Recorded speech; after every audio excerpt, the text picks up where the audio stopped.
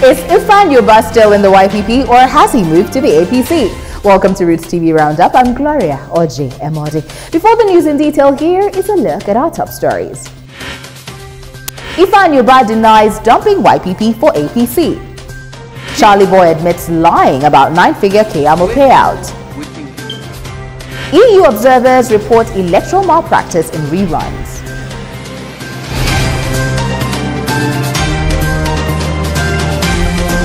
Senator-elect in the Anambra South senatorial seat of the Young Progressive Party, Ifan Yoba, has once again denied defecting from YPP to the ruling All Progressive Congress Party. National chairman of the APC, Adams Oshomole, announced that the oil magnate had crossed over to their party. This was easy for all to believe as Ifan Yoba attended a dinner President Muhammadu Buhari hosted in honor of all APC senators-elect last night. The senator-elect has, however, released a statement debunking the claim, saying he is still a YPP senator. Activist Charlie Boy has recanted his statement, claiming Festus Keyamo, spokesperson of the Buhari campaign organization, had paid him 9 figures for his song, which discredits PDP presidential candidate Atiku Abubakar. Now let me tell you the truth. Are you ready? There was no money collected from Festus Keyamo. No shishi was collected from Festus Keyamo. I purposely was dishing out figures to see how these boys, these mumu people, these akamu people go they act. Now I believe say they are mumu, now follow come. After the supplementary polls, the European Union Election Observation Mission revealed that it witnessed increased electoral malpractices in the March 23rd reruns. The European Union Election Observation Mission said it witnessed increased interference by party agents, electoral violence and cases of vote buying in the just concluded supplementary governorship elections. The mission said it deployed teams to each of the 5 states where rerun elections were held on March 23. There were 20 observers which followed polling, counting and collation of results. Regarding electoral security, EU observers witnessed organized intimidation. For example, in Nasarawa local government area of Kano, groups of youth with clubs and machetes patrolled the street and people with party agent tags harassed voters. During collation, several INEC polling staff were attacked. Large group of men with weapons were not contained by the police. Isolated violent incidents also disrupted voting and counting in other states. In Bauchi, EU observers witnessed around 50 people with clubs disrupting counting in one polling unit. In Benue, election materials were burnt, resulting in the cancellation of polling affecting 13,000 registered voters. A collation officer carrying result sheets was also shot in the leg.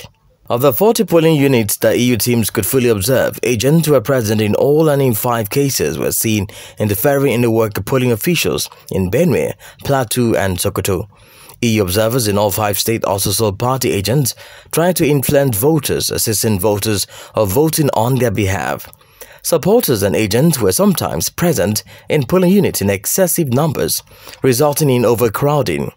EU observers also saw vote buying in Sokoto by both the leading parties and indications of vote buying in Kano. Citizen observers also reported party agents involved in vote buying and bribery of polling staff and police. Minister of the Federal Capital Territory, Bello Mohammed, while defending the 2019 FCT budget, revealed that the previous 2018 budget of 30.4 billion naira recorded a performance of 39%, which he says was challenged by non-release of funds. In 2018, we were given 30.4 billion. In 2019, the envelope is 30.7 billion. So with an increase of 300 million naira. Out of that, we basically intend to just continue to complete major infrastructural projects as has been highlighted. And the Central Bank of Nigeria has cut interest rates from 14% to 13.5% after 2 years of retention. Imo Edet has more on that in the top 5 business stories. Yes, Gloria, this is coming as a surprise to Nigerians and a shock to the financial sector. Analysts say the easing of monetary policy can be attributed to the fact that the general elections is now behind us, so the negative impact of electioneering spending on price stability and associated uncertainties surrounding the election may be over.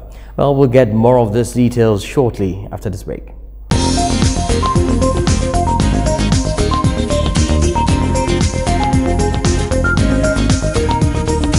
The Monetary Policy Committee of the Central Bank of Nigeria has reduced the monetary policy rate by 50 basis points. This means that the MPR, which is put at 14%, was eased to 13.5%.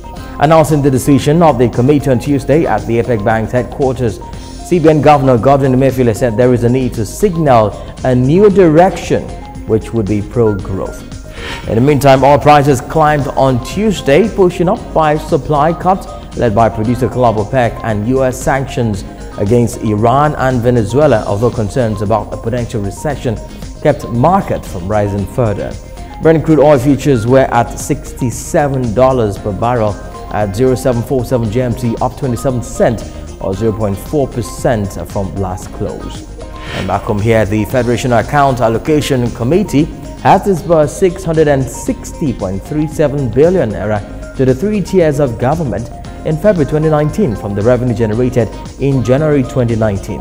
The amount disbursed comprised of 497.12 billion from the statutory account, 104.47 billion naira from valued added tax, 8.12 billion naira as excess charges recovered, 50 billion naira distributed as Forex Equalization Fund, and 654.7 million naira exchange gain differences.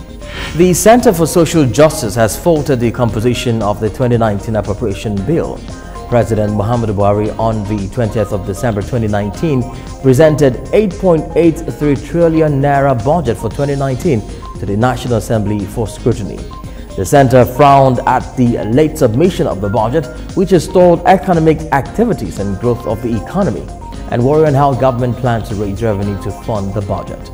And this brings to the fore the issue of whether we have actually fully exploited and explored the full ramifications of the petroleum industry in terms of what we can get out of it, the petrochemicals, the whole value chain, because it is now that we have to make hay and use up whatever is remaining of value, because very soon that oil will be useless to us.